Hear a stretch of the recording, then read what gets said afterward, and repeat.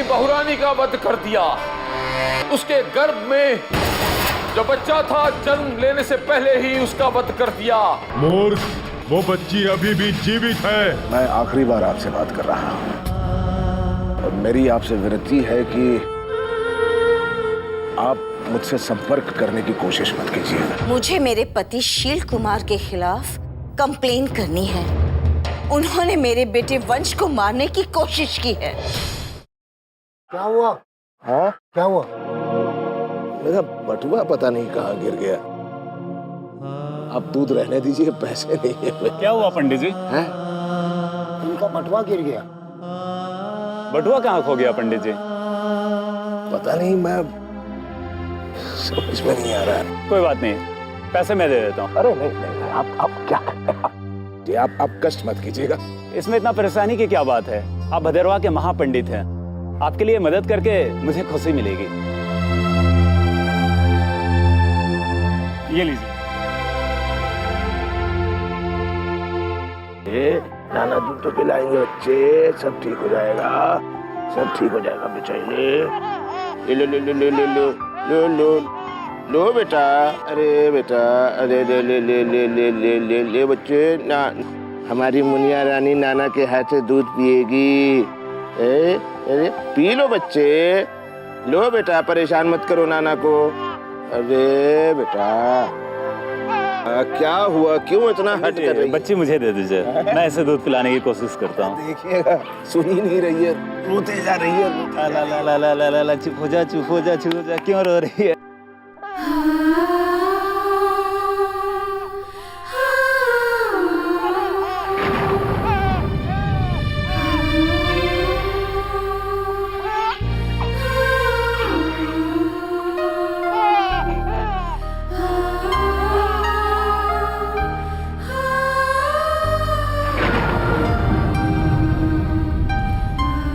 पंडित जी, हम सब ने तो कोशिश करके देख ली।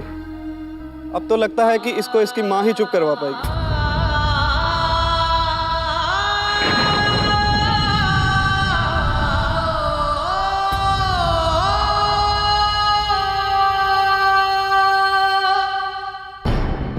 सुनो,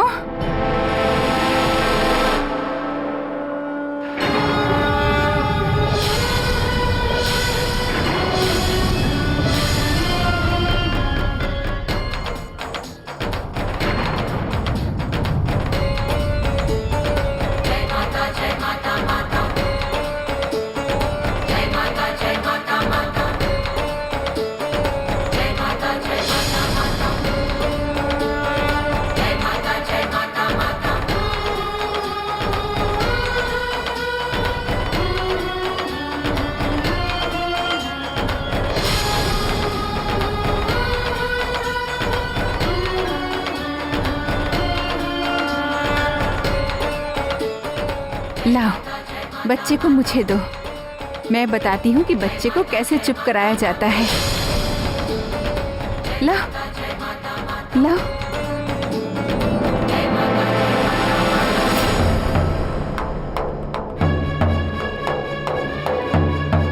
आप कौन है माँ? अरे मैं जो कोई भी हूँ, मैं तुम्हारी बच्ची को चुप करा सकती हूँ। चलो, लाओ, मुझे दो।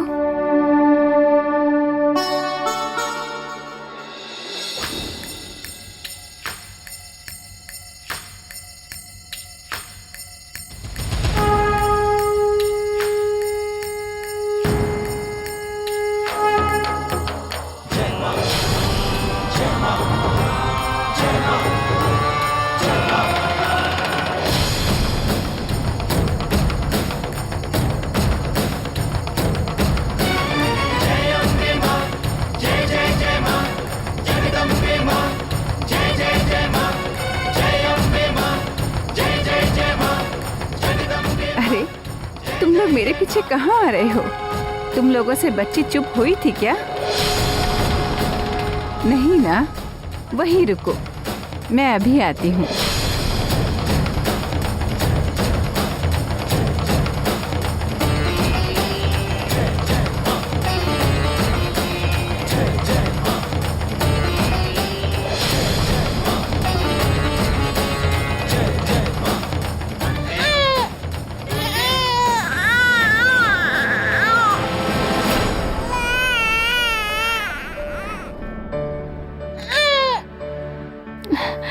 बस बस बस बस।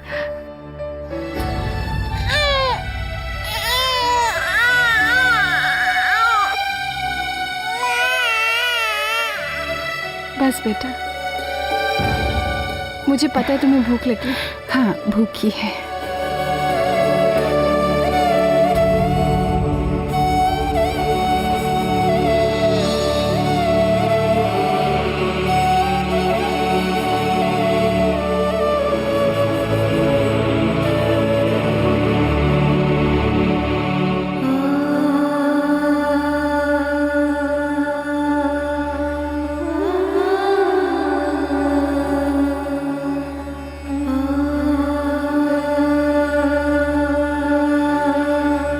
कितनी छोटी सी है ये,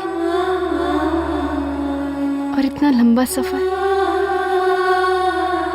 पर चिंता मत कर, ये सफर जल्दी कट जाएगा, बहुत जल्द।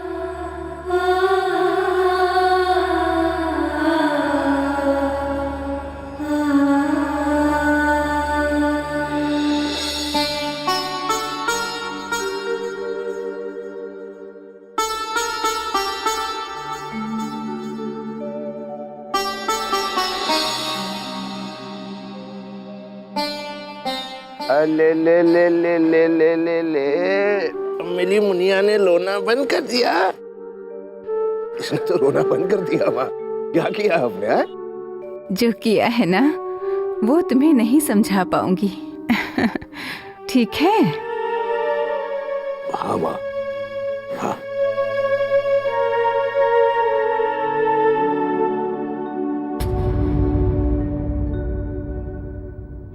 ले ले ले। पंडित जी, सुना आपने? क्या हुआ? वो बस में कुछ खराबी आ गई है, ठीक करने में थोड़ा समय लगेगा।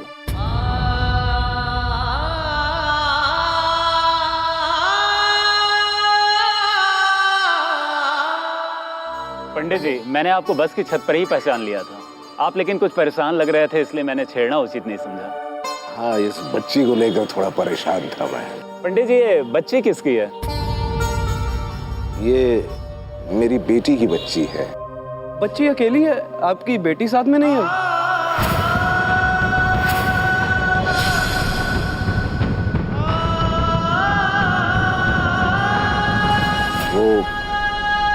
वो किसी निजी कारण की वजह से हमारे साथ नहीं आ पाई। पंडित जी, ये हमारे लिए बड़े सौभाग्य की बात है कि आप हम भक्त लोगों के बीच में हैं। पंडित जी, आप हमें एक माता रानी की कहानी सुना दीजिए। समय भी कट जाएगा और थोड़ा ज्ञान भी मिल जाएगा।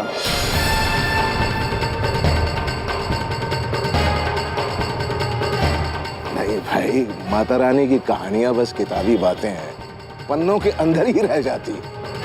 वास्तविकता का उससे क्या संबंध है, इस बात को लेकर मैं आज भी सोच में पड़ा हुआ।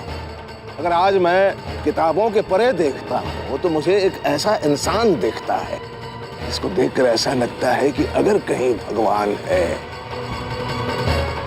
तो वो वही है, वही है। आप किसके बारे में बात कर रहे हैं पंडित जी?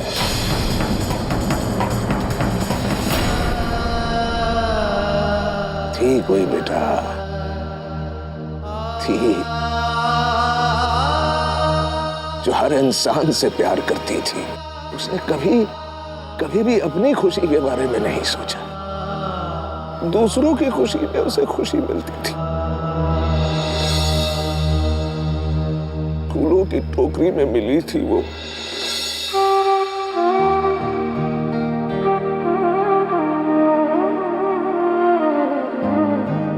सिर्फ तुम इसे बेटी करके पुकारोगी। मुझे और पूरे भद्रवा के लोगों को यह रिश्ता मंजूर नहीं।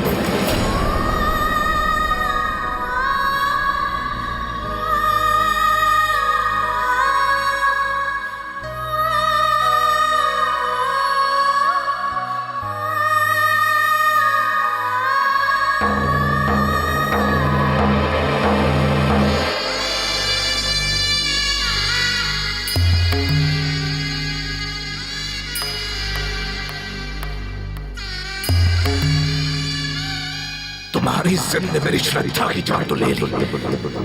अब शायद तुम्हारी इज्जत मेरी बच्ची को निशाना बनाने में लगी है।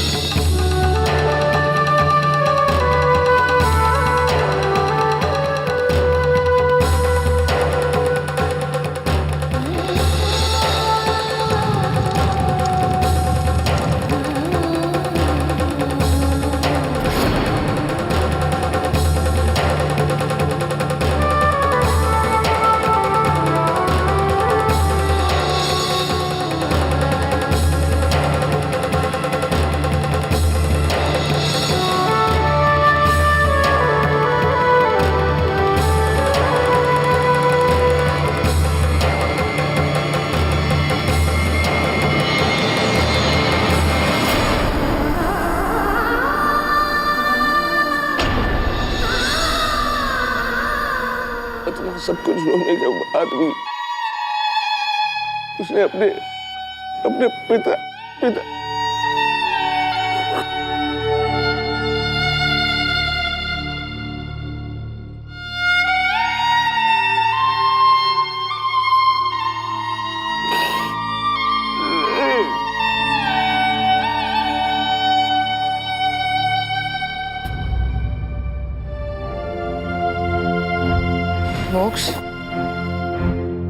मोक्ष बेटा, क्या हुआ? बेटा जवाब दो ना, क्या हुआ? अरे होगा क्या माँ, वारंट इशू नहीं हुआ। लंच टाइम में जज अपने घर चले गए और वारंट का काम वैसे लटका रह गया। अगर शील जी पंडित जी तक पहुंच गए तो? इंस्पेक्टर साहब, आप ही लोग कुछ कीजिए ना, किसी भी तरह से पंडित जी को बचाना है। ये शील कुमार को जम्मू जाने से रोकना है, कैसे भी। कुछ कीजिए ना, कोई रास्ता तो होगा। ओके, मैं कुछ करता हूँ, प्लीज।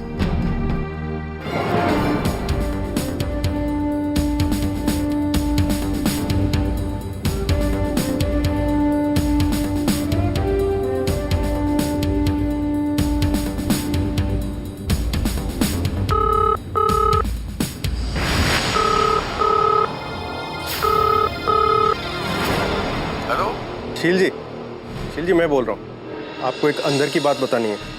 आपके नाम का अरेस्ट वारंट इशू हो गया है। कोशिश कीजिएगा कि आप बस स्टैंड, रेलवे स्टेशन या एयरपोर्ट पर मत जाइएगा। पुलिस की निगरानी रहेगी वहाँ पे। वैसे मैं भी आपको एक अंदर की बात बताता हूँ इंस्पेक्टर साहब। मैं रेलवे स्टेशन नहीं जाऊंगा, मैं बस अड्डे नहीं जाऊंगा, एयरपोर्ट जाने को तो सवाल ही पैदा नहीं होता, क्योंकि मैं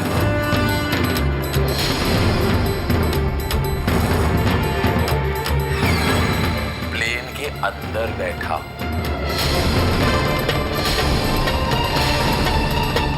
बस थोड़ी देर में प्लेन उड़ने वाला है, उसके बाद ये राज यहीं पर दब जाएगा।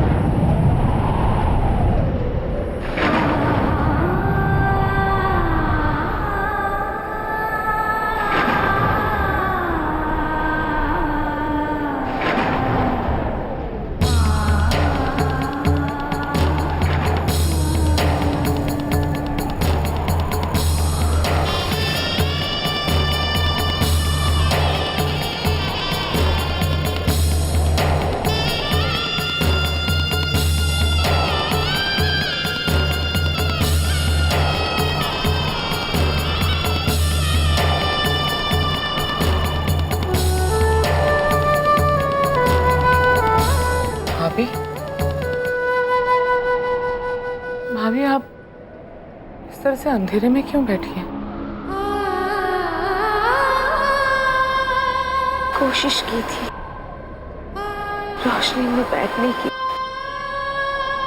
लेकिन रोशनी में मुझे इस घर की सच्चाई नजर आई और मैंने अंधेरा कर दिया।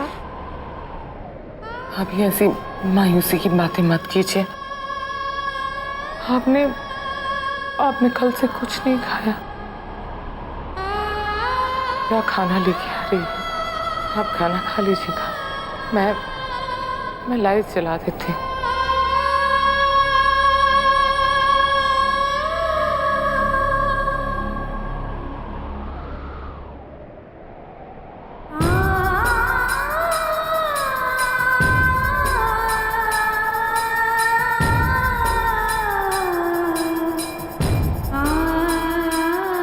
छुपती है ये रोशनी आंखों में प्रेमवदा। एक दूसरे के चेहरे साफ नजर आते हैं और आंखों में कई अनकहे सवाल जिनके जवाब इस घर में किसी के पास नहीं है। मैंने ये अंधेरा नहीं किया है प्रियंवदा, लेकिन कहीं ना कहीं इस अंधेरे के जिम्मेदार हम ही हैं।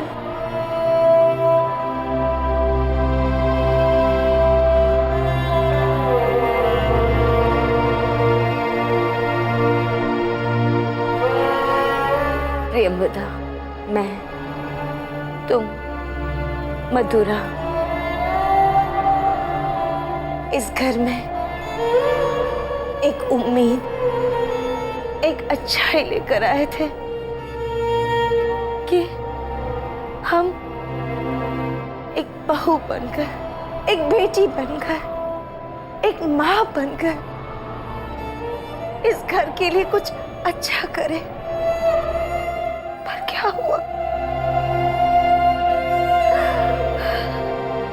नहीं संभाल पाए हम वो उम्मीद, वो अच्छाई। वक्त के साथ कहाँ खो गए कुछ पता ही नहीं चला। वैष्णवी के इस घर में आने के बाद,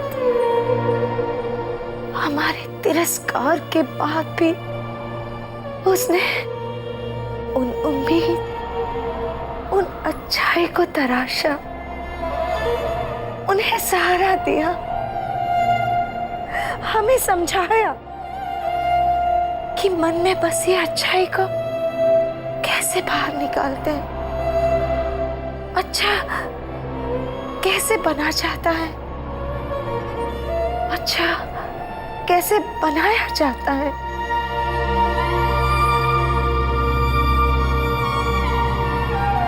लेकिन प्रियवदा, हम ना वैष्णवी को ससुराल का सुख दे पाए, ना ही मायके का संतोष।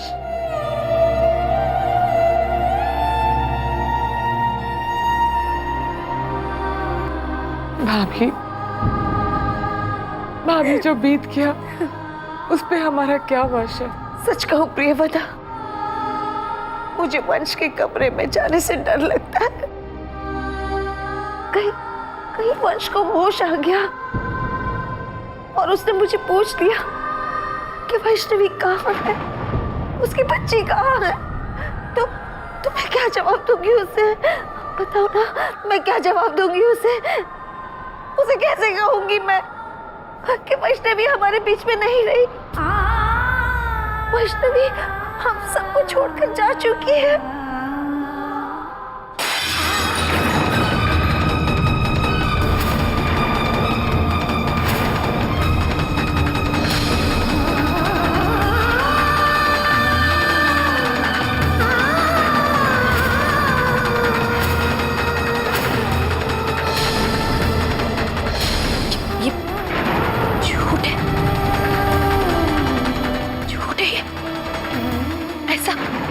ऐसा नहीं हो सकता, ऐसा नहीं हो सकता। मधुरा, मधुरा,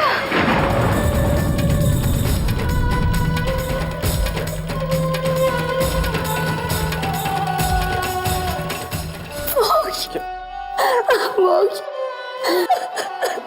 मधुरा, क्या हुआ? बड़ी माँ नीचे न जाने क्या कह रही है। बड़ी माँ कह रही है कि वैष्णवी अब इस दुनिया में नहीं रही, वो मर चुकी है। ये कभी नहीं हो सकता मोक्ष, ये झूठ है ना। अरे वैष्णवी पर माता रानी का आशीर्वाद है, फिर उसे कोई कैसे छू सकता है? हाँ, बोलती क्यों नहीं हो? बोलो ना। मैं कह रही हूँ ये झूठ है। चलिए मोक्ष, नीचे चलिए और बड़ी माँ को सब बता दीजिए कि वैष्णवी जिंदा हो, सब कुछ नहीं हुआ, कुछ नहीं हो सकता। चलिए मेरे साथ चलिए।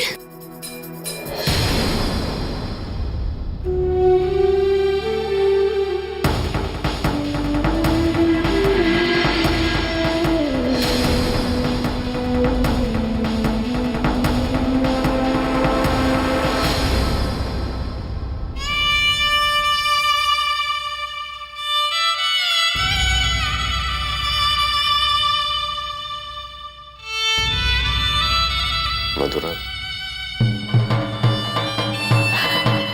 नहीं मोक्ष, वैष्णवी एक ऐसी उम्मीद है जिस पर ये घर टिका हुआ है, और ये घर अभी तक रहा नहीं है, तो फिर वैष्णवी को कैसे कुछ हो सकता है? बोलिए ना।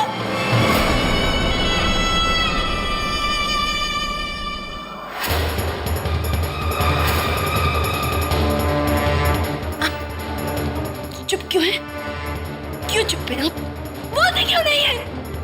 अरे बोलिए ना। आपने देखा वैष्णवी को मरते हुए? बड़ी माँ ने देखा वैष्णवी को मरते हुए? नहीं देखा ना। उस दिन हम गए थे ना मंदिर में, वहाँ नहीं थी वैष्णवी, मोक्ष वहाँ नहीं थी। मोक्ष, मैं कह रही हूँ वैष्णवी को कुछ नहीं हुआ है, कुछ नहीं हुआ है। आ जाएगी, मैं कह रही हूँ वो आ जाएगी। कुछ नहीं हुआ उससे।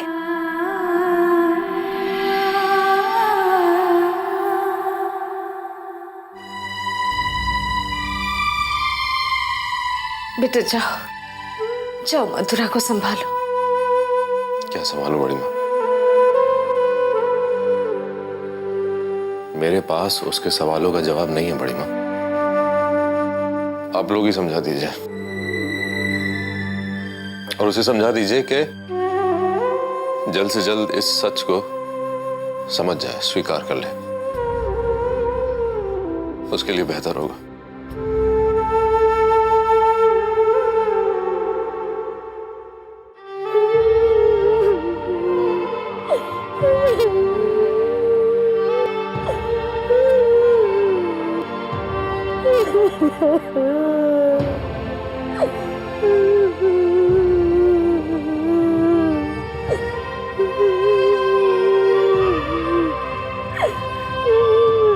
मधुरा, बेटा चुप हो जा।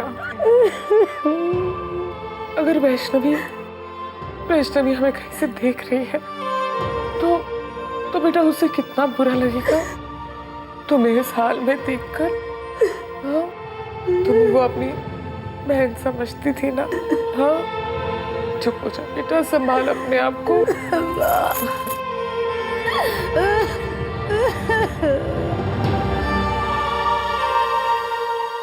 मम्मी जी, वैष्णवी ने मुझसे वादा किया था कि वो मेरी झोली में खुशियां डालेगी, लेकिन उसने अपना वादा तोड़ दिया। मम्मी जी, उसने मुझसे कहा था कि वो हमेशा मेरे साथ रहेगी, लेकिन उसने मेरा वादा तोड़ दिया। मम्मी जी, मैं कैसे मान लूं कि वैष्णवी अब नहीं रही? मैं नहीं मान सकती मम्मी जी।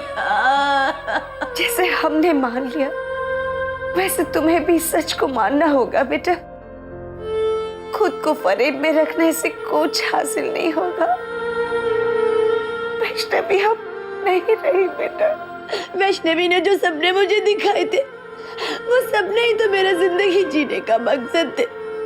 वो सपने नहीं रहे तो मेरी जिंदगी के क्या मायने? क्या करूंगी मैं जीकर?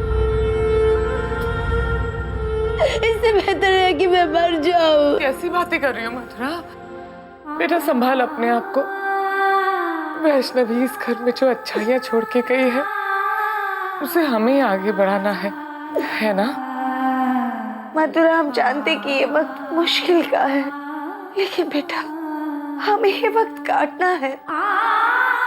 हमें वैष्णवी की कोशिश को पूरा करना है। समझ रही हो ना बेटा? बड़ी माँ, मुझे कुछ समझ में नहीं आ रहा, कुछ समझ में नहीं आ रहा। मैं वैष्णवी के बिना नहीं रह सकती, मैं उसके बिना नहीं जी सकती। मुझे कुछ समझ में नहीं आ रहा कि मैं क्या करूं, क्या करूं मैं? क्या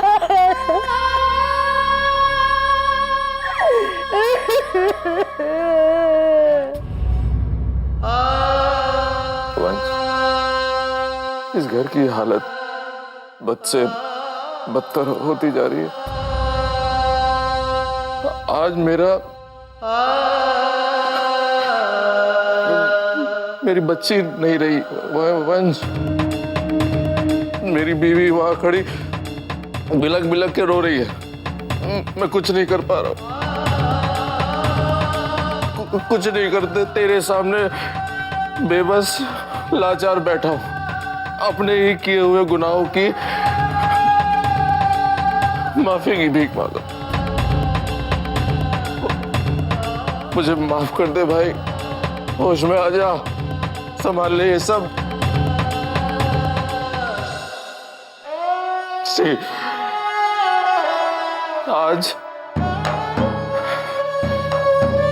आज इस घर को संभालने का मुझे मौका मिला। तो मुझे समझ में नहीं आ रहा है कि शुरुआत कहां से करूं यार। जिस हिस्से को समेटने जाता हूं ना वंश, वो ही बिखरता चला जाता है।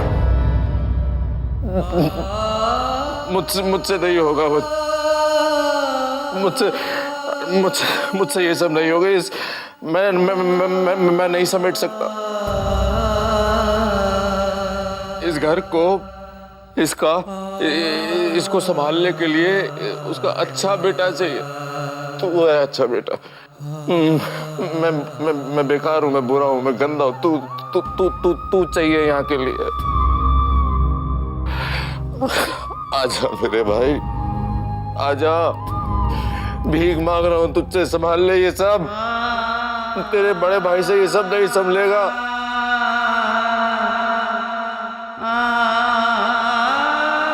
मेरे गुनाहों की मुझे इतनी बड़ी सजा मत दे यार। तेरा भाई सह नहीं पाएगा, तेरा भाई सह नहीं पाएगा। वंश, इस घर को संभाल ले, मेरा साथ दे। वंश, वंश,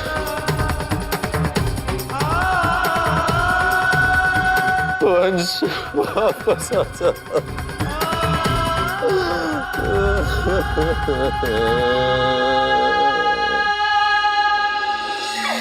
वैष्णवी, तुम कहाँ चली? तुम्हारे बिना नहीं जी सकती।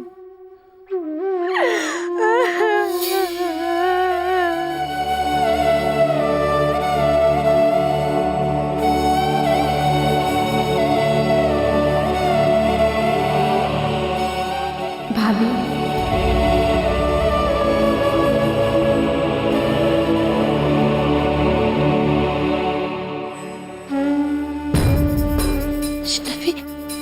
आप मुझसे कितना प्यार करती हैं,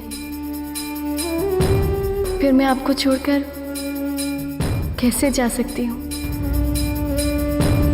देखिए, आपने रो रो कर अपना क्या हाल कर लिया है।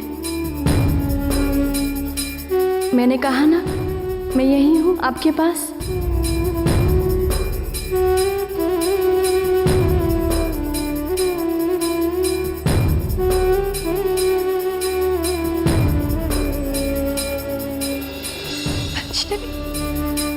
वैष्णवी, कहाँ हो तुम?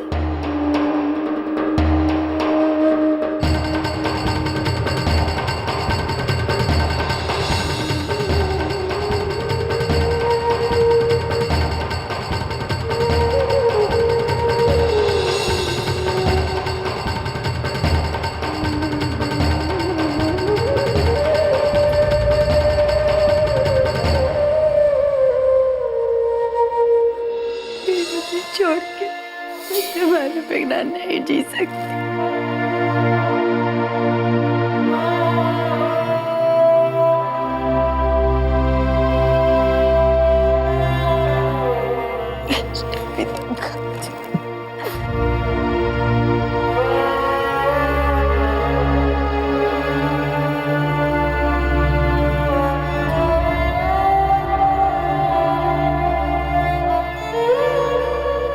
भाभी,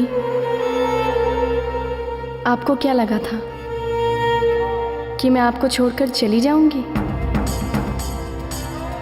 आप मुझसे कितना प्यार करती हैं, तो फिर मैं आपको छोड़कर कैसे जा सकती हूँ? सच तो ये है कि मैं दूर जाकर भी दूर जा नहीं पाई हूँ। भाभी, मैंने आपसे एक वादा किया था कि मैं अपनी बच्ची से आपकी गोद भरूंगी, तो मैं ये वादा कैसे भूल सकती हूँ? मैं अपना वादा जरूर पूरा करूंगी। और आप देखिएगा, मेरी बच्ची बहुत ही जल्द आपको माँ कहकर पुकारेगी। हाँ भाभी, और वो दिन बहुत ही जल्द आने वाला है। मैं आपकी खुशियों को यूं अधूरा नहीं रहने दूंगी। भाभी, अब इस घर को आप ही को संभालना होगा, और मैं जानती हूँ कि आप इस घर को मुझसे भी अच्छा संभालेंगी, है ना? देखिए भाभी, आप ऐसे उदास मत होइए। मैंने कहा ना कि मैं आप ही के पास हूँ, पहले की तरह।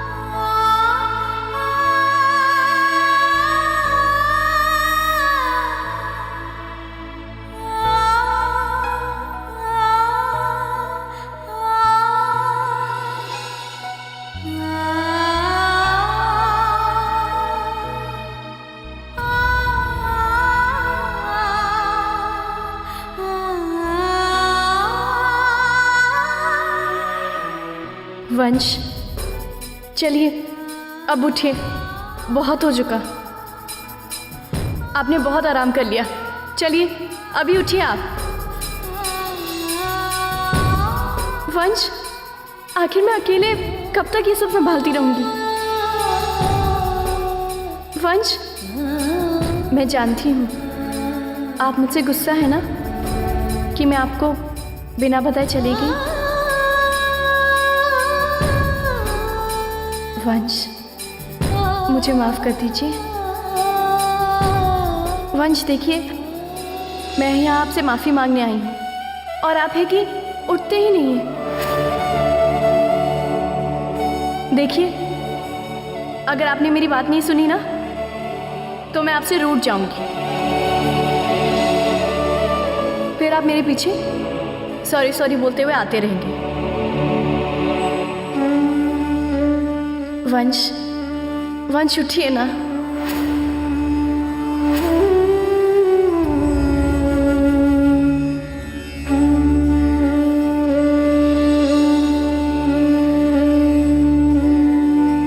वंश, आपको याद है जब हम लोग तीर्थ यात्रा पे गए थे,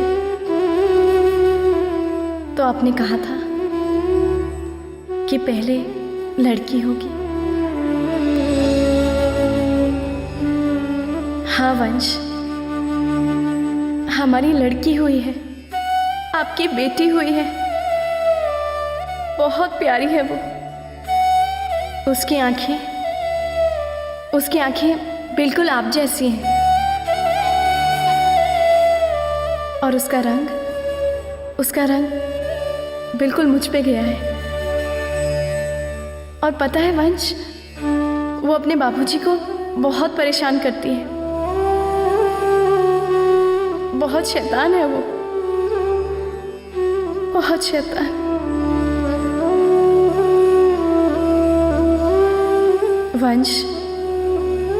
वंश देखिए, अभी आपको बहुत सारे काम करने हैं। घर में इतना सब कुछ हो रहा है और आप नहीं। वंश, मुझे ऐसा अच्छा नहीं लगता है।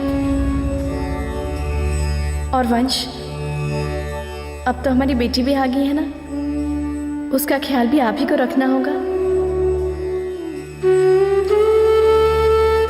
और उसका जो मकसद है, उसका मकसद पूरा करने पर आप ही को उसकी मदद करनी होगी।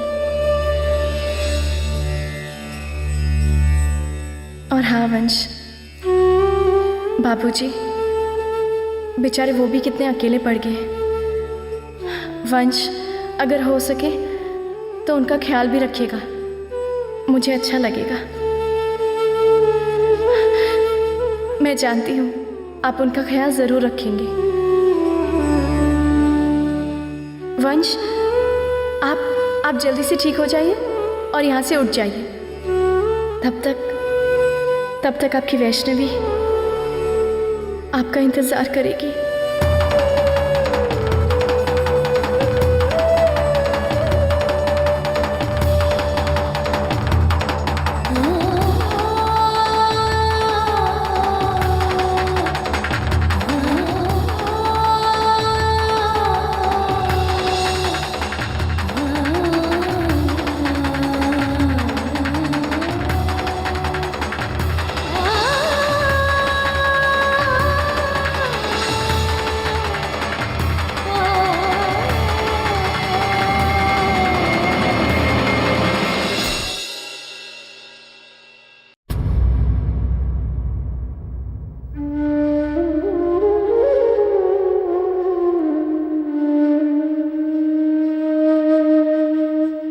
मोक्ष बेटा,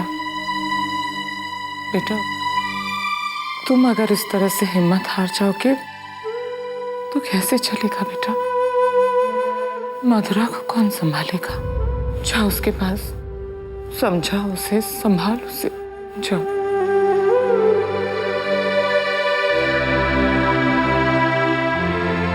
क्या समझाऊं उसे माँ? आपने समझाया ना, समझी वो। मैं उसे क्या नया बता दूंगा जो समझ जाएगी। ये कैसी बातें कर रहे हो तुम बेटा?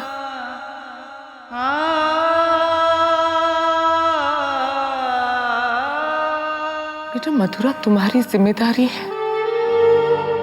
अपनी जिम्मेदारियों से तुम दूर नहीं भाग सकते। क्यों भाग रहे हो तुम मधुरा से दूर? मैं मधुरा से दूर इसलिए भाग रहा हूं मां, क्योंकि मेरे पास मधुरा के सवालों का कोई जवाब नहीं है। मैं उसका दर्द समझ सकता हूं, उसका दुख समझ सकता हूं, लेकिन मेरे पास कोई मरहम नहीं है मां।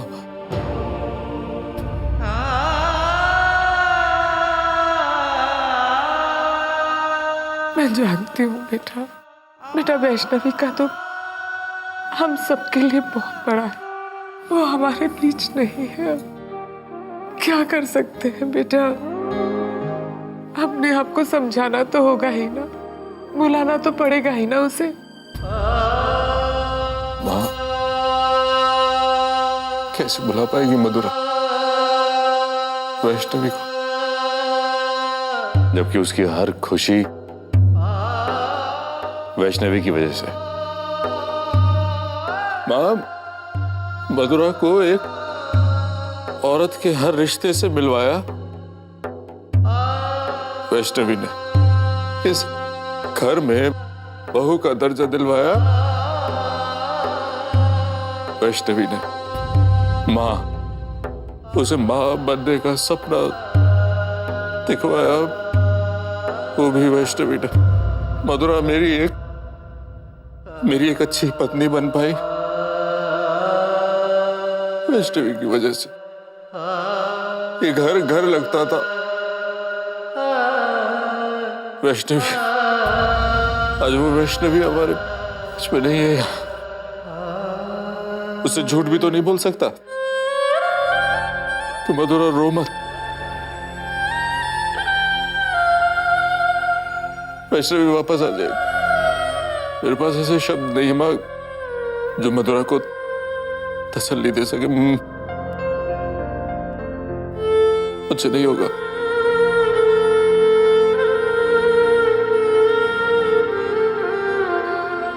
मोक्ष बेटा, तुम मधुरा के आंसू रोक नहीं सकते, लेकिन उसके आसपास तो रह सकते हो ना।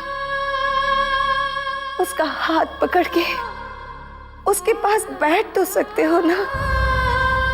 आपकी बातें सराखों पर मुझसे नहीं होगा। फिर भी मुझसे नहीं होगा।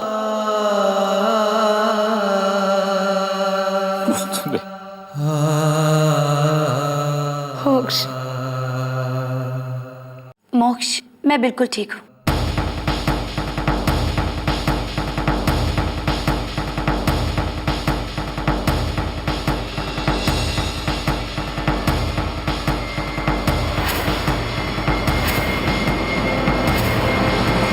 आप मेरी चिंता मत कीजिए।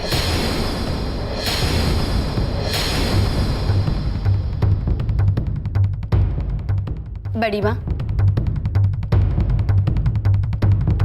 चलिए जल्दी से चलिए, खाना खा लीजिए।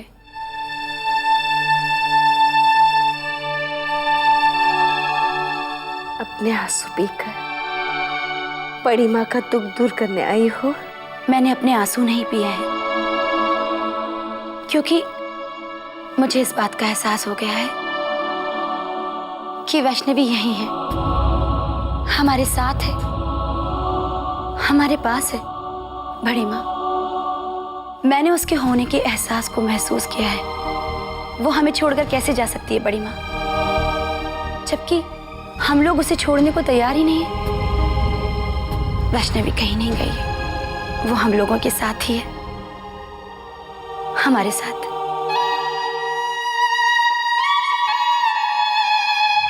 बैठिए और आप खाना खाइए। मेरा मन नहीं कर रहा। बड़ी माँ, अगर वैष्णवी खिलाती तो भी नहीं खाती क्या?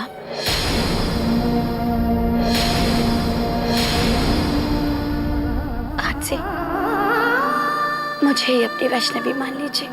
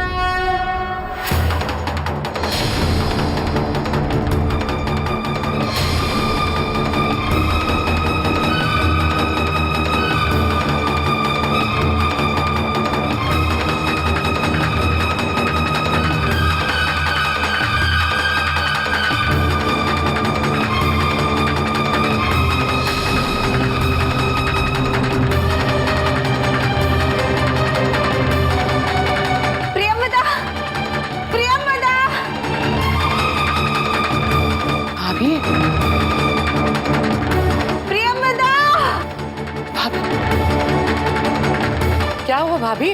इतनी सुबह सुबह क्या हो गया? प्रियंवदा, मुझे वो नंबर ढूंढ कर दो ना जिस नंबर से पंडित जी ने हमें फोन किया था। मुझे इसमें कुछ समझ में नहीं आ रहा। बताओ ना। एक मिनट बताओ।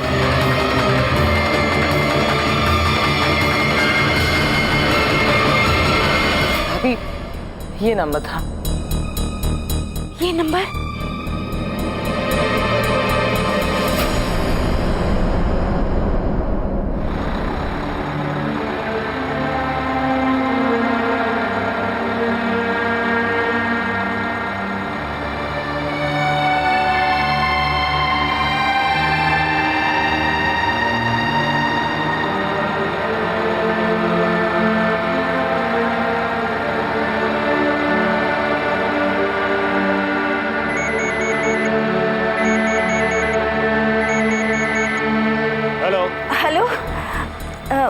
मुझे जरा पंडित जी से बात करवाइए। बहन जी, मैं आपकी बात जरूर करवा देता, मगर पंडित जी तो भदरवा में उतर गए। क्या? भदरवा उतर गए? हाँ, वो अपने बच्ची के साथ भदरवा में उतर गए।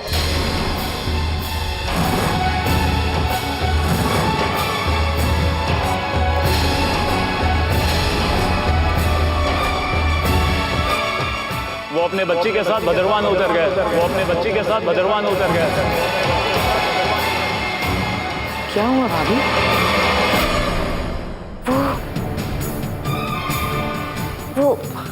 वो आदमी जिसके फोन से पंडित जी ने बात की थी ना, वो कह रहा था कि पंडित जी भदरवा उतर गए।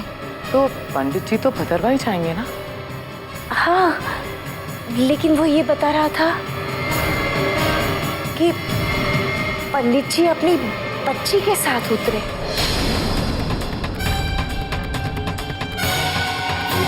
किसकी बच्ची? कौन सी बच्ची? ये भी तो समझ में कुछ नहीं आ रहा। मेरी समझ में भी नहीं आ रहा। ये कौन सी बच्ची के बारे में बता रहे थे?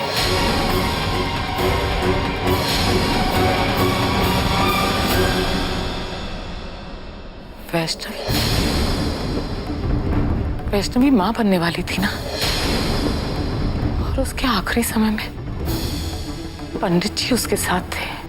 लेकिन उस रात जब पंडित जी हमसे मिले थे तब उनके साथ तो कोई बच्चा नहीं था। और हमने जब पंडित जी से पूछा था वैष्णवी के बच्ची के बारे में, तो पंडित जी ने तो यही कहा था ना कि वो किसी बच्चे के बारे में नहीं जानते। उन्होंने झूठ कहा था भाभी। मेरा दिल कह रहा है भाभी, हो ना हो ये बच्ची हमारी वैष्णवी की है। प्रियवदा, इसका मतलब वैष्णवी की बच्ची जिंदा है। मैं दादी बन गई। मैं बहुत खुश हूँ आज, मैं बहुत खुश हूँ। एक आखिरी उम्मीद है प्रियंवदा। भाभी, इतने दिनों के बाद मैंने आपके चेहरे पे खुशी देखी है, लेकिन भाभी अभी भी खतरा टला नहीं है। भाई साहब भदरवा गए हैं, वो अपनी पूरी ताकत लगा देंगे इन दोनों को ढूंढने की। नहीं प्रियंवदा, अब और गलत नहीं। हमें शील जी पर रोक लगानी ही पड़ेगी।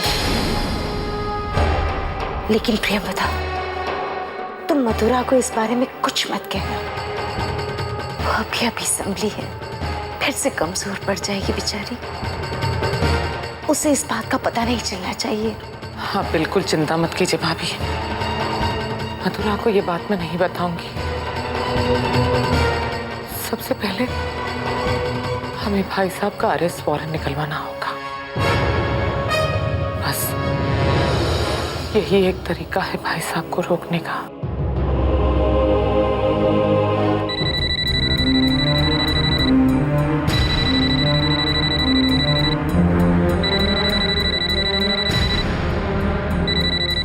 अरे, ये तो भदरवा का नंबर है।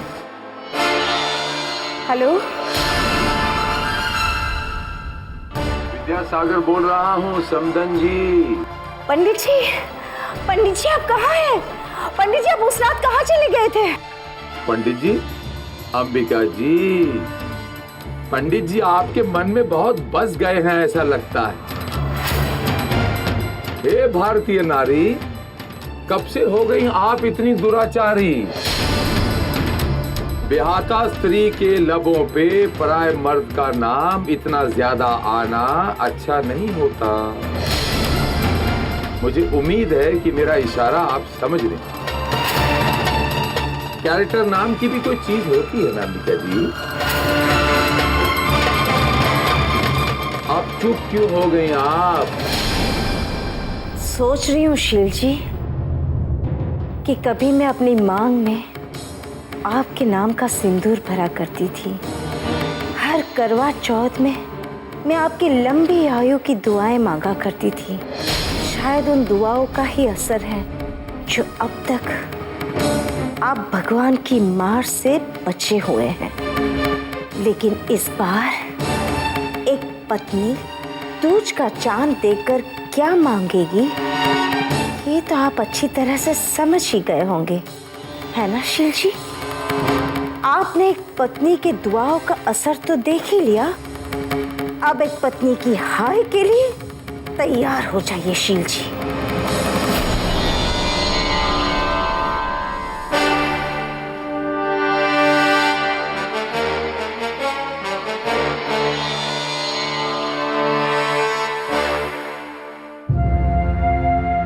पहुंच गए बेटा, पहुंच गए हम, अपने गांव पहुंच गए बच्चे। अब डरने की कोई बात नहीं बेटा।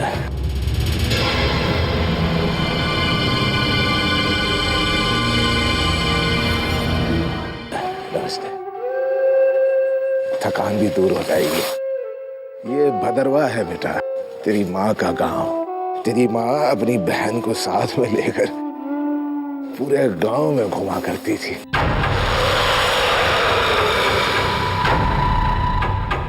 पूरा गांव तेरी माँ को जानता था।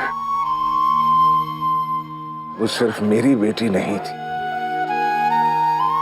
पूरे गांव की बेटी थी। शायद वो लोग आज भी उसे भूले नहीं। बस कुछ कदम बेटा, कुछ कदम, कुछ ही दूरी पर तेरे नाना का घर है। थक गई ना है मेरी बिटिया रानी? थक गई ना? इतनी सी जान और इतना लंबा सफर। तेरा नाना भी थक गया बेटा।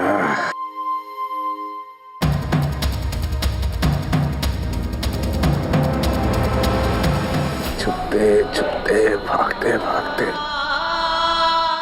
बहुत थक गया हूं। नहीं नहीं बेटा, अब तेरे नाना में भागने की ताकत नहीं है, हिम्मत नहीं है। घर पहुंचते ही दौड़ भाग खत्म। तू भी आराम कर ले, मैं भी आराम करता हूं।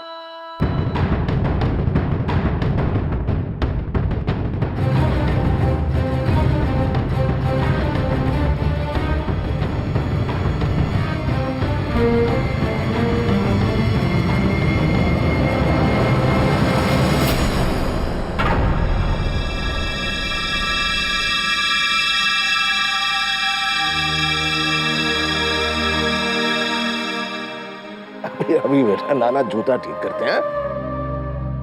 नाना ना अभी जूता ठीक करेंगे। भाई भाई ये जरा ठीक कर दे दो भैया। ये जो सामने से फटा हुआ है, देखो सामने से।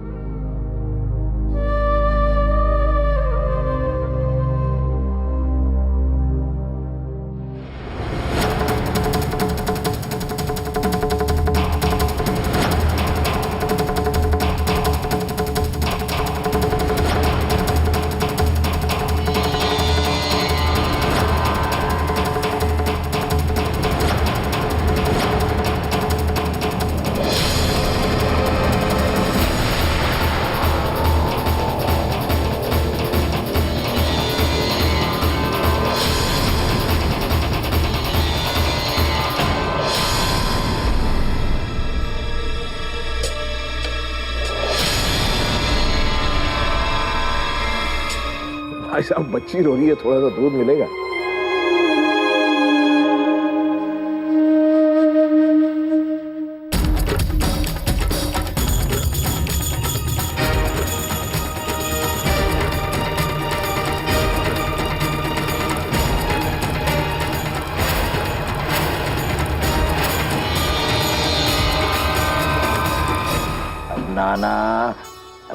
मियाँ को दूध पिलाएंगे।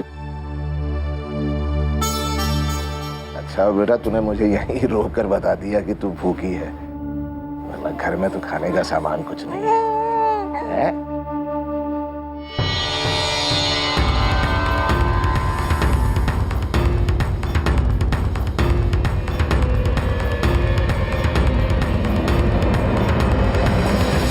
वो कहते हैं ना बेटा, माँ का गांव भले ही माँ की कमी पूरा न कर पाए, माँ के दूध की कमी जरूर पूरा करता है।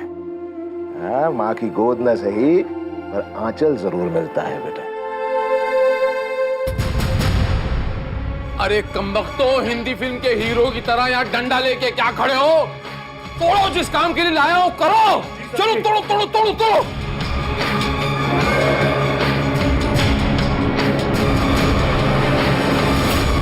अच्छा एक बात बता बेटा, तो इतनी सी नन्ही सी जान और इन बूढ़े पैरों में जान नहीं, ताकत कहाँ से आई बेटा? है हम दौड़ रहे हैं, पुलिस के आगे दौड़ रहे हैं, बस के पीछे दौड़ रहे हैं, बस दौड़ रहे हैं।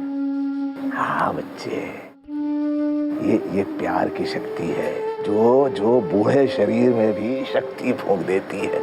लो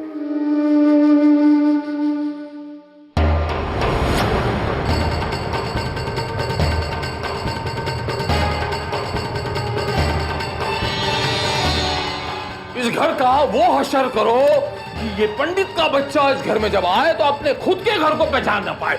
उजाड़ दो।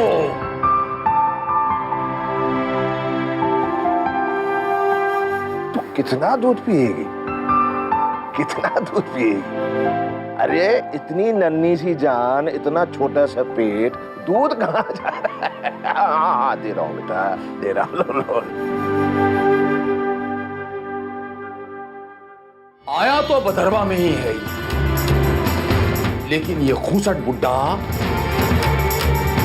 चूहा कौन से बिल में घुस गया है,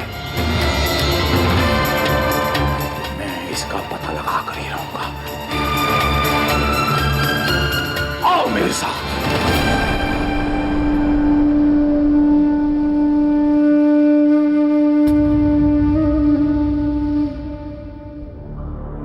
अरे सुनिए सुनिए सुनिए, वो पिट्ठू कहाँ रहता है? वो क्या नाम है उसका? गुलफाम। कौन सा गुलफाम? गुलफाम हसन या गुलफाम कादिर? कितने गुलफाम है इस गांव में? जी, इस गांव में तो एक ही गुलफाम रहता है। तो अभी तो आपने 2 गुलफामों के नाम लिए। जी, एक नासिक में रहता है। यार अजीब शख्स हो। यहाँ जो गुलफाम रहता है उसको जानते हो क्या? जी, इस गांव के गुलफाम का पता मुझे नहीं मालूम। वो नासिक वाले पता आपको दूं मैं? कहाँ जा रहे थे अभी तुम? कहाँ से जा रहा था? जल्दी चले जाओ। धन्यवाद। जल्दी। आ गया तेरे नाना का घर, आ गया मेरी बच्ची का घर।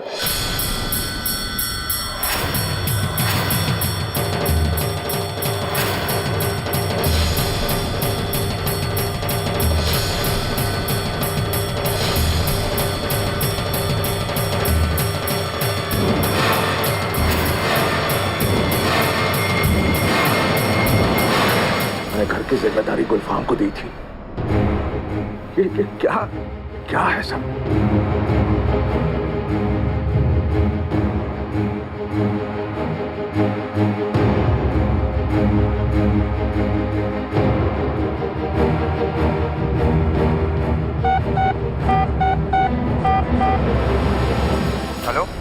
हेलो, कौन?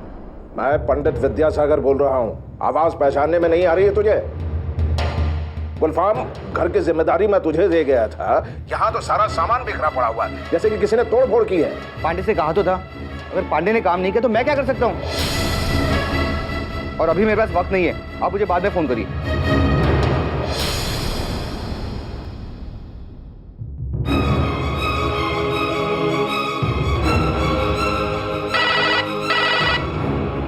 गुलफाम, ये कैसी बातें कर रहा है तू?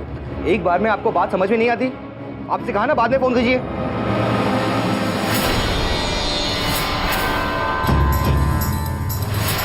किसका फोन था गुलफाम बाबू? जी वो काम से फोन था। किसी के पैसे लिए थे ना, वो मिले नहीं। ऐसा ही होता है, किसी को पेमेंट देनी हो तो। आपको पंडित जी का पता चाहिए था ना, अभी देता हूँ। दीजिए।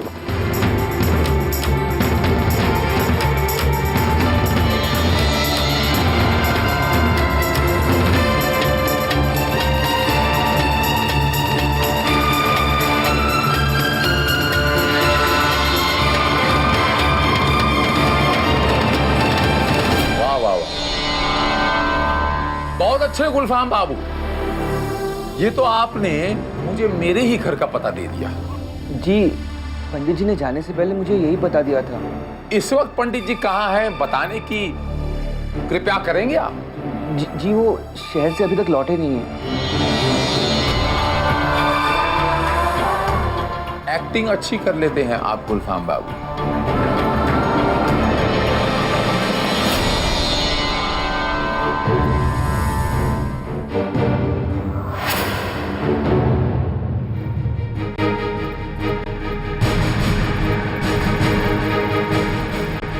मेरी बेटिया ने दादी को पहचान लिया।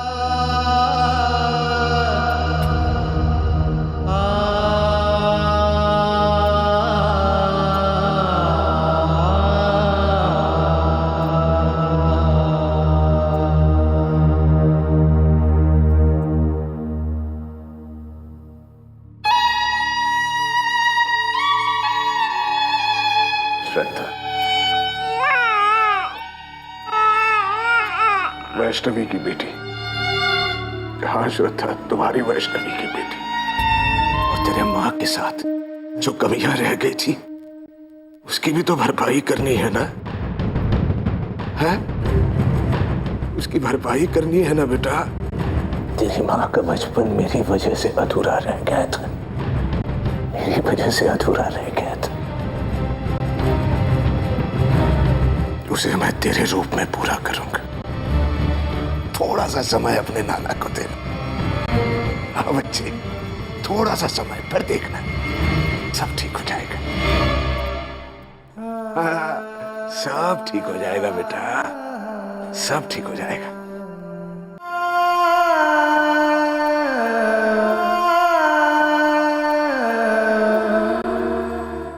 बेटा, तेरे नाना जी कितनी अच्छी अच्छी बातें करते हैं, है ना बेटा?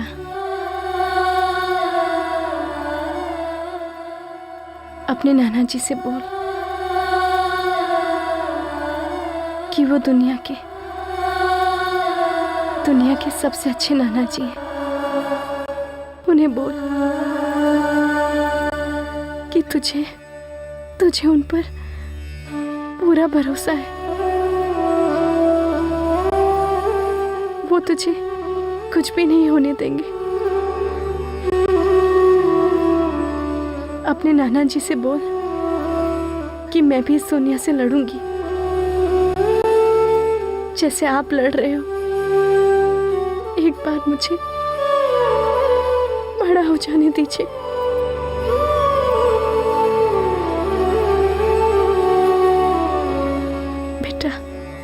बेटा, अपने नाना जी से बोल कि वो तेरी माँ को लेकर बिल्कुल भी चिंता ना करे। चिंता ना करे वो तेरी माँ को लेकर।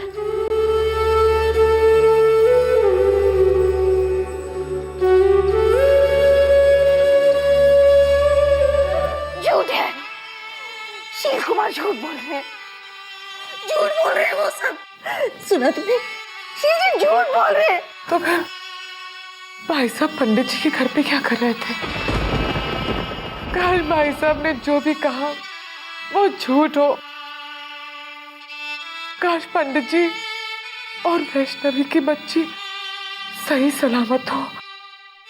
वैष्णवी की बच्ची?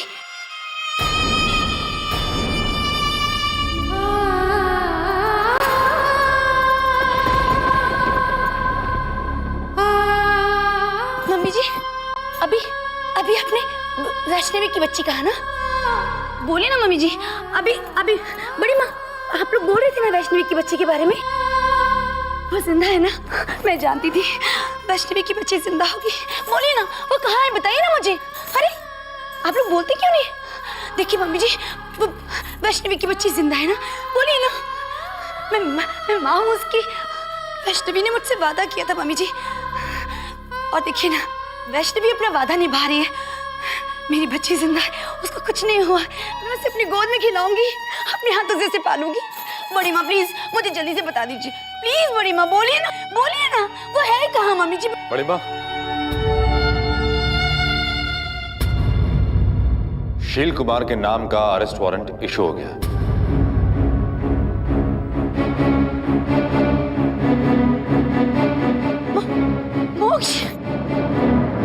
मोक्ष, सुना आपने?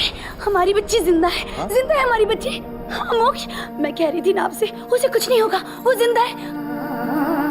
वैष्णवी ने अपना वादा निभाया, वो अपना वादा निभा रही है। मोक्ष, हमारी बच्ची जिंदा है। पर मोक्ष देखिए ना, बड़ी माँ और मम्मी जी बता ही नहीं रही है कि वो है कहाँ। बोलिए ना इनसे कि वो मुझे बता। हाँ,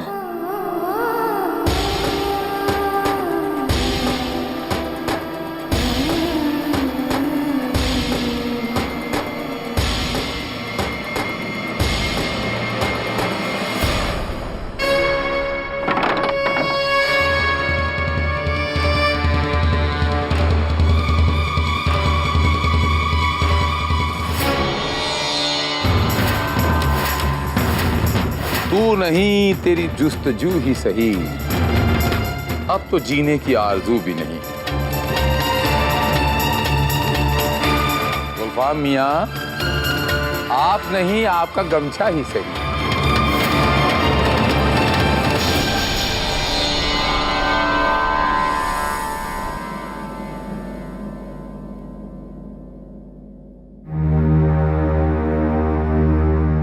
बेटा तुम लोग कहाँ जा रहे हो?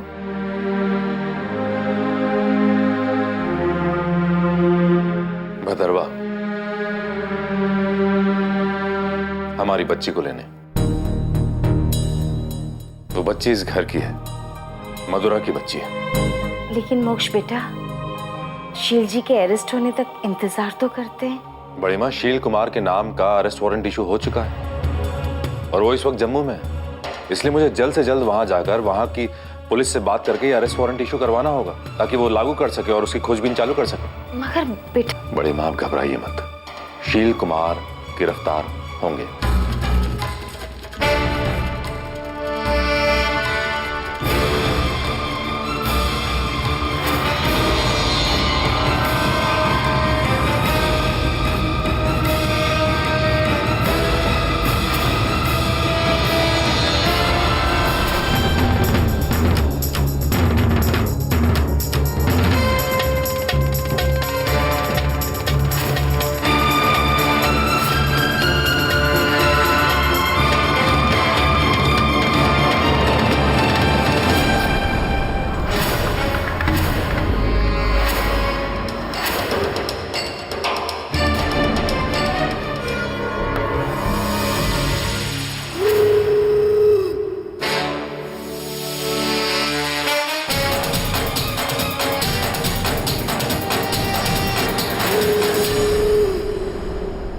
गुलफाम अभी तक क्यों नहीं आया?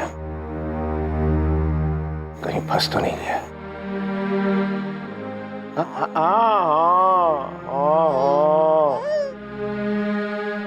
अच्छा, तुझे पता है ये गुलफाम कौन है? मामा, गुलफाम मामा। ये नहीं, मुनिया रानी के गुलफाम मामा आएंगे, दूध लाएंगे। मुनिया रानी नाना के हाथ से दूध पिएगी। हाँ?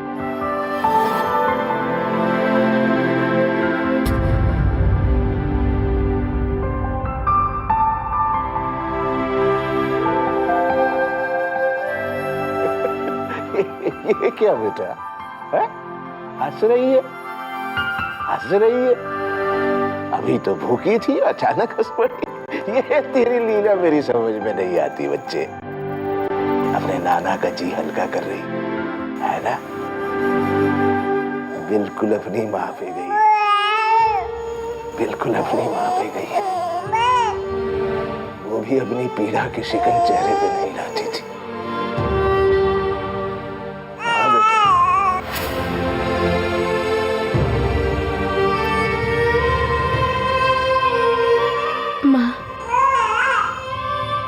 माँ आखिर कब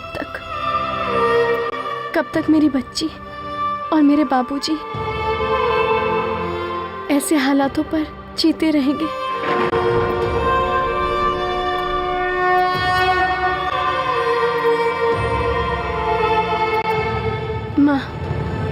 माँ मेरे बाबूजी और मेरी बच्ची की सहायता करो, सहायता करो माँ, उन्हें आपकी जरूरत है, सहायता करो।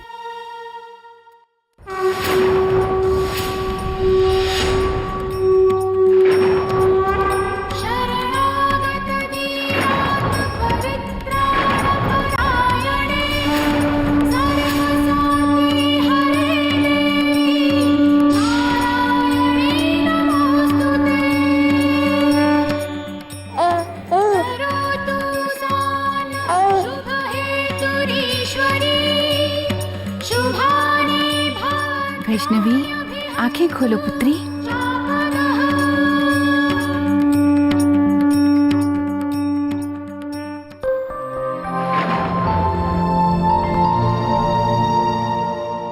तुम इतनी चिंतित क्यों हो? माँ, आखिर कब तक मेरे बच्चे ये भूखी प्यासी भटकती रहेगी? कब तक मेरे बाबूजी और मेरी बच्ची इस तरह से रहेंगे? यही जीवन की लीला है पुत्री। कठिन से कठिन स्थितियों में भी जीवन को बनाए रखना जीवन को परिभाषित करता है। आज का दिन अति महत्वपूर्ण है पुत्री। बाहर चारों तरफ खतरों के बादल हैं जो इस ओर बढ़ रहे हैं।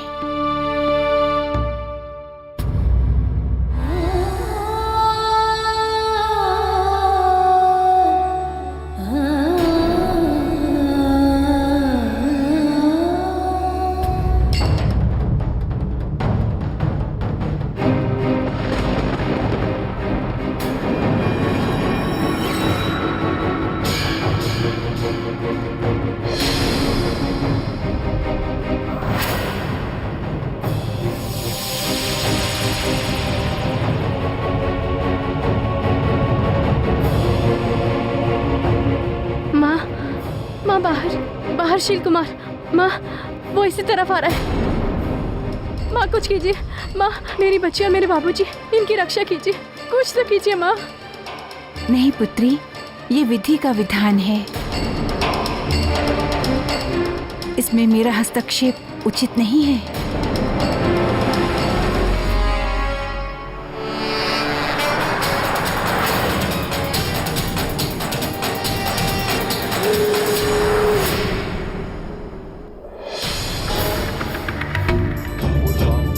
गुलफाम बाबू, कब तक अपने घर में नजरबंद रहोगे? अभी तो चूहा अपने बिल से बाहर आएगा। मेरी बात समझने की कोशिश करो मथुरा, हमारा पुलिस स्टेशन जाना ज्यादा जरूरी है।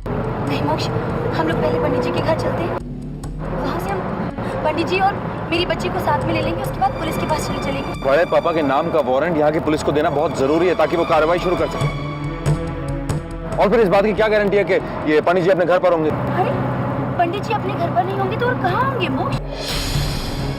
आप पहले पंडित जी के पास चलिए, वहाँ से बच्ची को लेने के बाद हम पुलिस के पास चलेंगे। अरे मथुरा, बड़े पापा का नाम का वारंट देना पुलिस को बहुत जरूरी है, समझने की कोशिश करो।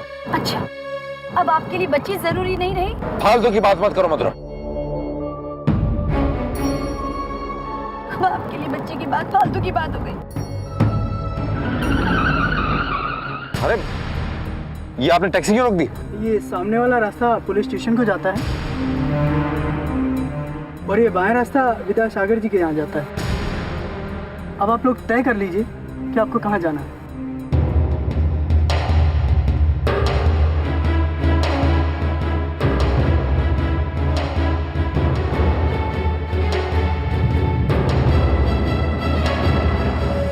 बाबूजी को आने वाले खतरे का एहसास कराइए, कुछ तो कीजिए माँ। वैष्णवी, मैं भी विद्यासागर की मदद करना चाहती हूँ, पर न जाने क्यों मेरा अंतर्मन उससे जुड़ नहीं पा रहा है।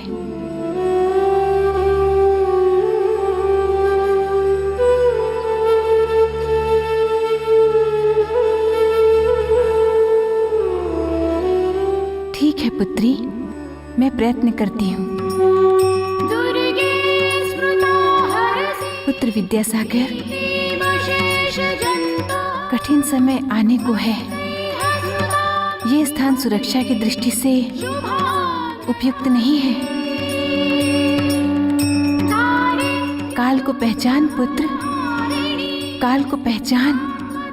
बाबूजी,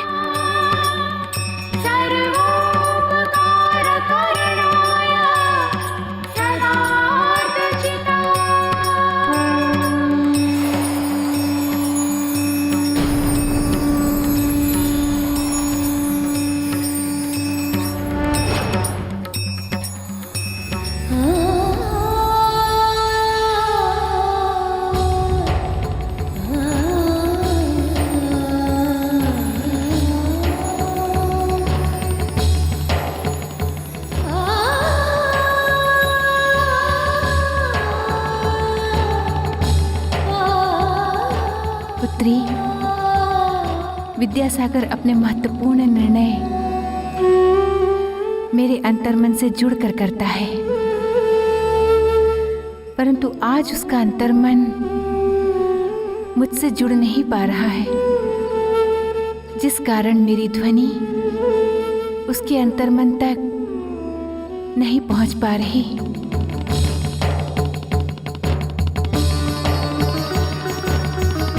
मैं चाहकर भी विवश हूँ पुत्री।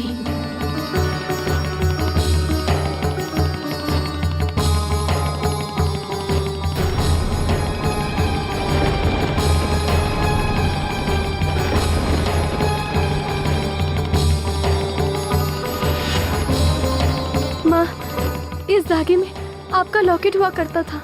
अब ये लॉकेट नहीं है। ऐसे कैसे हो सकता है?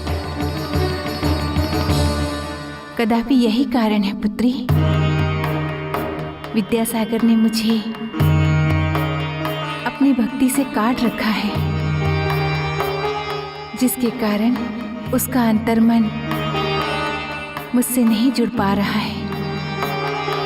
हमारे गुलफाम बाबू ने अपने ही घर में उम्र कैद काटने का प्रोग्राम क्यों बना लिया?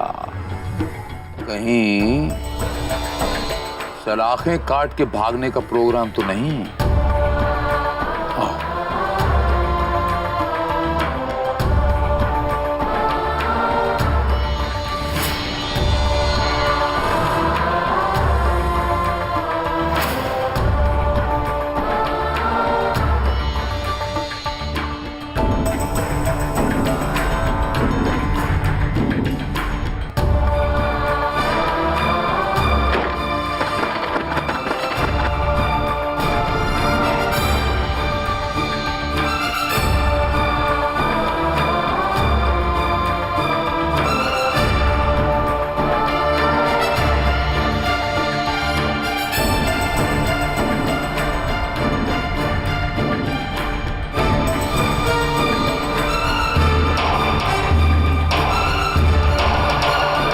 हम डाल डाल वो पात पात।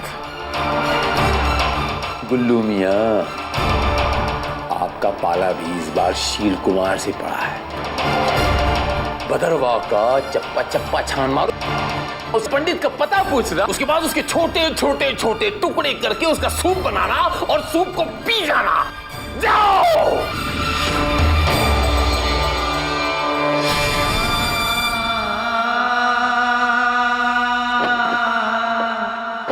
कहाँ रह गए थे गुलफाम? मैं कब से तुम्हारी प्रतीक्षा कर रहा। गुलफाम, अच्छा बात क्या है बेटा?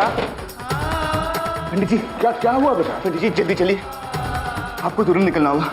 आपका यहाँ रहना ठीक नहीं है। शील कुमार को शक हो गया है, उसने मुझ पे नजर रखी हुई है। आपको तुरंत बदरवा छोड़ना होगा। आपको अभी बस अड्डे चलना होगा। जल्दी चलिए पंडित जी। नहीं बेटा, तू यहीं रुक। हमारी वजह से तेरी जान खतरे में पड़ गई है। तू तू बस अड्डे नहीं आएगा, मैं स्वयं बच्ची को लेकर जाता हूँ, तू यहीं ठहर। पंडित जी, मेरे लिए आप में और अबू में कोई फर्क नहीं है, और मैं कोई मदद नहीं कर रहा हूँ, फर्ज निभा रहा हूँ मैं अपना। वैष्णवी मेरी भी तो कुछ लगती थी, उसके लिए तो मैं कुछ नहीं कर पाया, पर उसके बच्ची के लिए कुछ करके मैं अपनी दोस्ती का फर्ज अदा करूंगा ना। चलिए पंडित जी, चलिए, वक्त नहीं है हमारे पास, चलिए।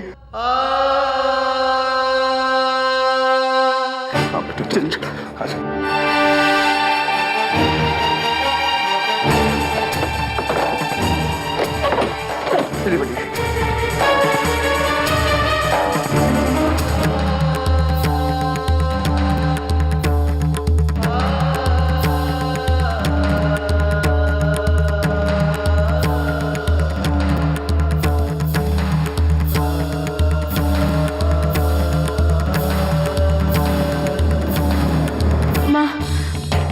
मेरे बाबूजी एक सच्चे इंसान है। उन्होंने हमेशा हमेशा पूरे दिल से आपकी भक्ति की है। फिर उनके साथ ऐसा क्यों माँ, क्यों माँ? ये उनका भाग्य है पुत्री, जिसके बारे में ब्रह्मा जी के अतिरिक्त और कोई नहीं जानता, कोई भी नहीं।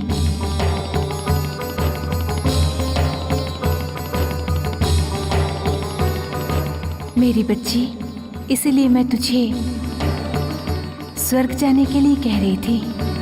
तुमसे ये सब देखा नहीं जाएगा। माँ, क्या फर्क पड़ता है मैं यहाँ रहूं या ना रहूं, लेकिन ये जो भी कुछ हो रहा है माँ, वो गलत हो रहा है माँ। मेरे बाबूजी मेरे बच्ची को बचाने के लिए इतनी तकलीफ सह रहे हैं, और एक वो शील कुमार, उसके ऊपर कोई रोक नहीं माँ। रोक है पुत्री, पर अभी वो तेरी समझ से परे है। मैं जानती हूँ कि मैं अभी तुझे गलत प्रतीत हो रही हूँ, तेरी सहायता नहीं कर पा रही हूँ। समय आने पर तुझे सब कुछ समझ में आ जाएगा। किंतु माँ, समय आने तक बहुत देर हो जाएगी। आप तो सब कुछ देख रही है ना माँ। माँ, आपको कुछ करना होगा। आपको मेरी बच्ची और मेरे बाबूजी को बचाना होगा। कुछ कीजिए ना माँ, कुछ कीजिए। नहीं पुत्री, अभी कुछ भी करना विधि के विधान में हस्तक्षेप करना होगा। अभी मैं तेरी कोई सहायता नहीं कर सकती हूँ।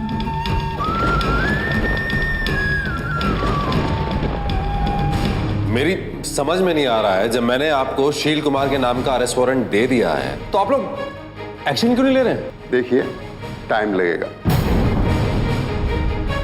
ये वारंट ज्यूरिसडिक्शन अथॉरिटी से पास करवाने के बाद ही हम कोई एक्शन ले सकते हैं। मतलब एक मुजरिम जुर्म करके मुस्टंडों की तरह घूमता रहे, हाँ, और आप इस ज्यूरिसडिक्शन अथॉरिटी की परमिशन का वेट करेंगे, यही मतलब है ना आपका? हाँ, यही मतलब है मेरा। लीगल फॉर्मेलिटीज पूरी होने के बाद ही हम कुछ कर सकते हैं।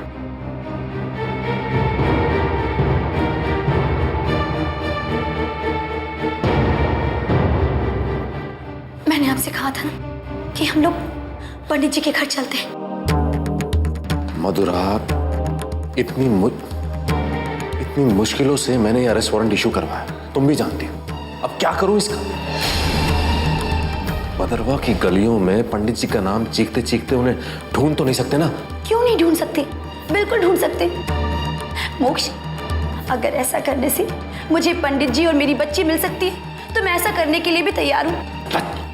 बच्चों की तरह बात मत करो मधुरा। पुलिस हमारे साथ है और इनके हिसाब से ही हमें चलना होगा। अब तुम चुप रहो। चल तो रहे थे आप पुलिस के हिसाब से, क्या हुआ? कुछ नहीं हुआ ना मोक्ष। अगर हम लोग इसी तरह हाथ पर हाथ धरे हुए बैठे रहे और परमिशन का इंतजार करते रहे तो बड़े पापा जी को और वक्त मिल जाएगा। प्लीज मोक्ष, अभी भी वक्त है, मेरा कहना मान लीजिए प्लीज। चलिए पंडित जी को ढूंढते हैं, उनके घर चलते हैं। मोक्ष प्लीज।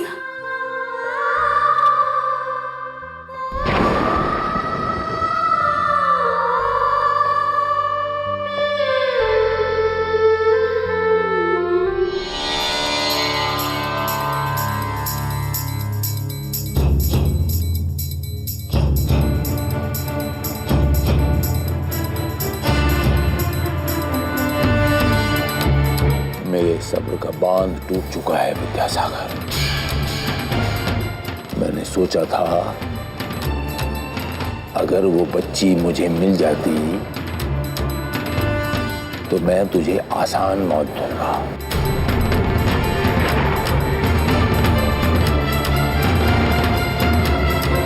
लेकिन शायद नियति को ये मंजूर नहीं है। मैं अब तेरी मौत को थोड़ा डिफिकल्ट कर दूंगा। थोड़ा नहीं, बहुत डिफिकल्ट कर दूंगा।